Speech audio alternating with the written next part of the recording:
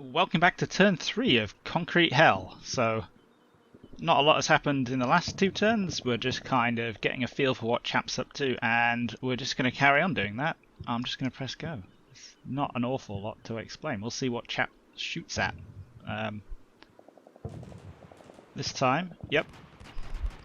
There's more fire going on Alpha, and there's troops generally going that way.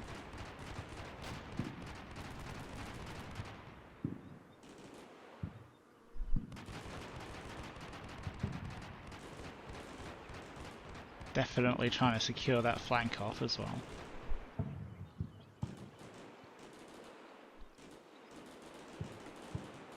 Those Mark 19 grenades.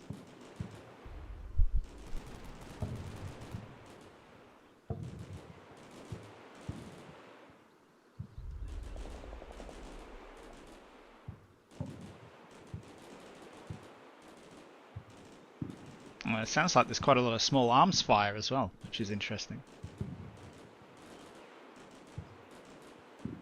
Okay, so I mean, this has got to be a record for one of these. I mean, I don't think either side has had any casualties yet.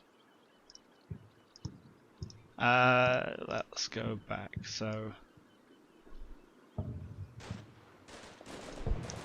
where does the fire come in? He is continuing to shoot up the Alpha buildings with the Bradleys. Getting a little bit of suppression, but that's about it. And yep, he's doing some prophylactic fire over here. So he's actually conducting an infantry attack by the looks of it. There is actually a 60mm mortar bomb. Yep, there it is. Drops in here.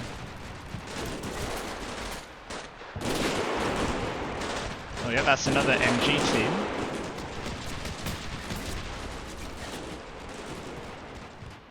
Okay, so we're getting I think a bit of a pattern here. Oh, there we go. There's some bodies moving forward.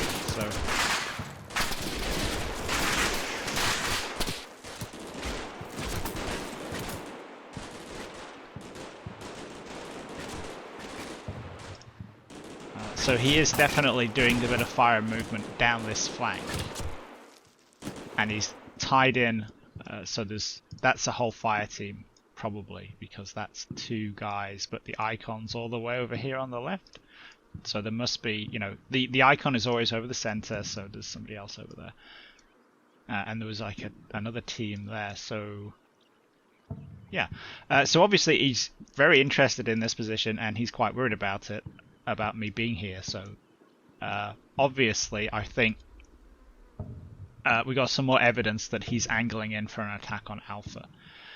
So you start talking about L shapes and things when we're doing infantry attacks, or well, any attack really.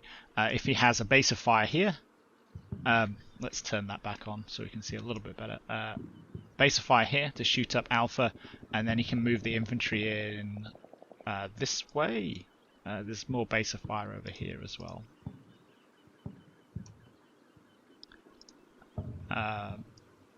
But yeah, these guys aren't really moving though.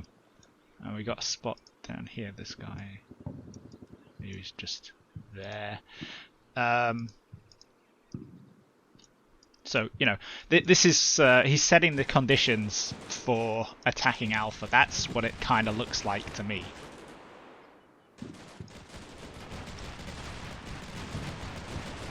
Yeah, these guys did move, didn't they?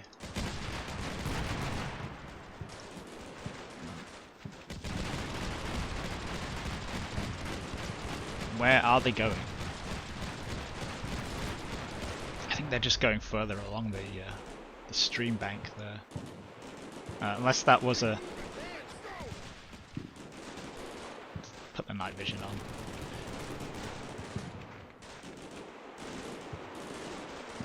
Yeah, so those guys end up tucked into this little bit here.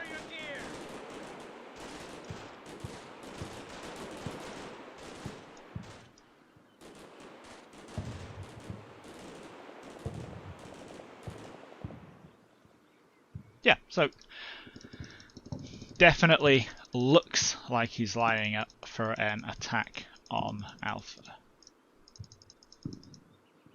That's another unit there, that's a new one. That's a HQ unit. So that would seem likely to be a platoon HQ. Does that mean that's going to be the main effort? Because we're seeing a platoon commander. So let's do a little bit of working out. If we call each of these teams, because I think Chap will break his squads down to the teams. 1, 2, that's a squad. 1, there's maybe another team around here. And that's a machine gun team. So maybe there's another machine gun team out there. Alternatively, maybe he has actually gone low on infantry, and there's there's a machine gun team and 2 teams here. That would actually take up the rest of that platoon, right? And then he keeps a platoon in reserve, or I'm trying to guess, but not getting tremendously closer, really. Who's actually seeing these vehicles? That's the snipers.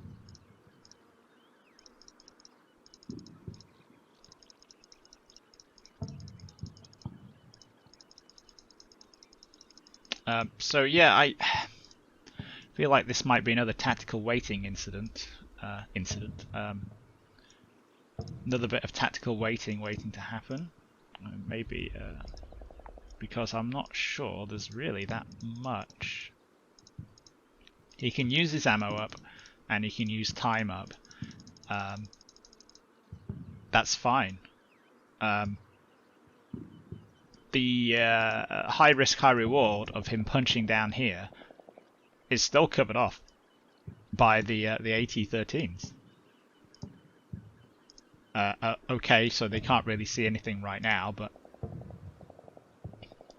if anything was to come down the highway, they would.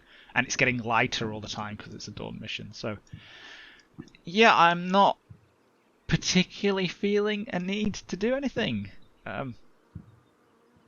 Again, part of me really still wonders if pushing one of the AA pickups into a position where we can maybe shoot up this area a little bit is a good idea. Because I do think that this is the area he's going for here. To work the cutoff, so that's the isolate Alpha. And you know what, if he goes a bit further, he can probably isolate down here as well.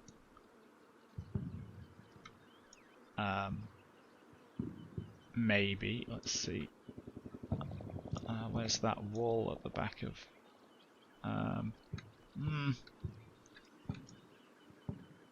At the back of Bravo? Yeah, I mean, that's doable. Yeah, that's Urban Warfare 101. Fix him in place, isolate him, and then destroy him. And if you kind of look at that, that's kind of where we're going, I think. Looking at it more closely. So we have this element here, can shoot down this road from where they are. And if we look, they have kind of gone to ground. Where are they? Trees, be gone. There we are. They are kind of looking down that angle quite well as well. So they're aiming down here, cutting this bit off. And if these guys come up here, they're going to cut it off from there as well. And also, if they has an element there, he can cut Alpha in half. So, yeah, that's an interesting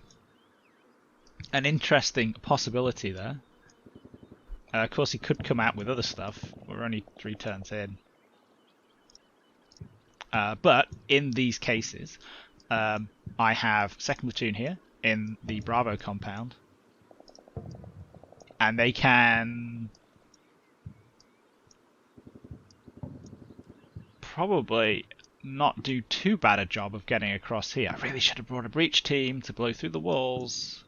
That way I could go through there without any problems. But hey, I sort of expect some artillery at some point, so we'll see. And I can rotate Charlie in as well. Plus there's the QRF. they can blitz down this road, maybe take up a position in Delta.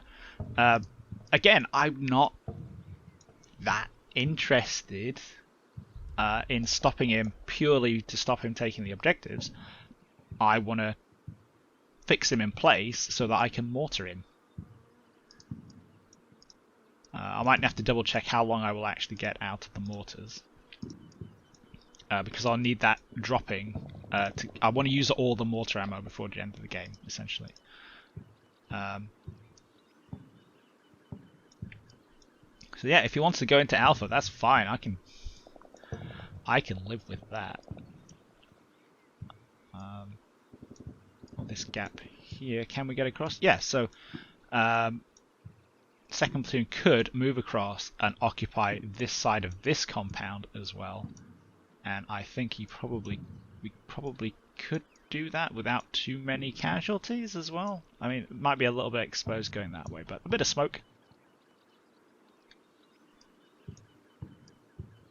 A bit of smoke would sort that out. So yeah, we are pretty much, you know, in position already. Of course, it might turn out that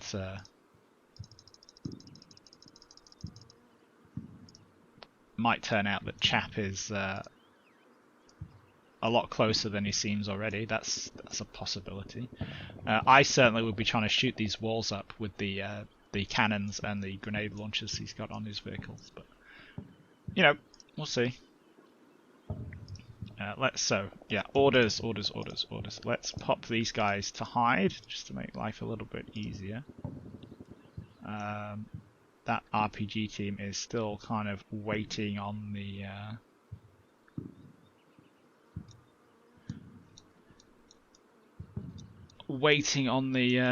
but anything to go past there, that's fine.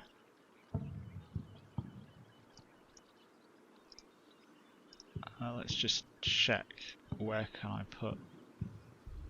Yeah. So basically all of Alpha I can call mortars down on. I just want him to get in and then smush him. Yeah. Like I say, it's other opportunities are, for example, you know, maybe I could keyhole one of the technicals there and start shooting those guys, but I don't think we need to really reveal our hand just yet. Don't really need to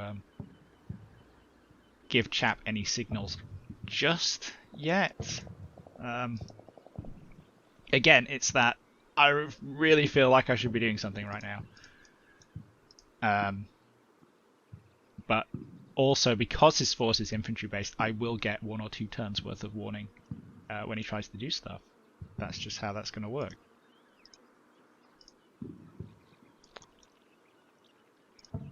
So yeah, I mean, it could be a laugh to... we could try and fire an AT-13 off at the mortars. That would be amusing. There's a HQ element there as well, isn't there? Right, there you are. We could try and fly one of those in, but that would also, you know, give the position away to Bradleys and things with thermal sights and cannons and other nastiness. So yeah, let's not. Just more tactical waiting. Here we go. Let's get that turn back.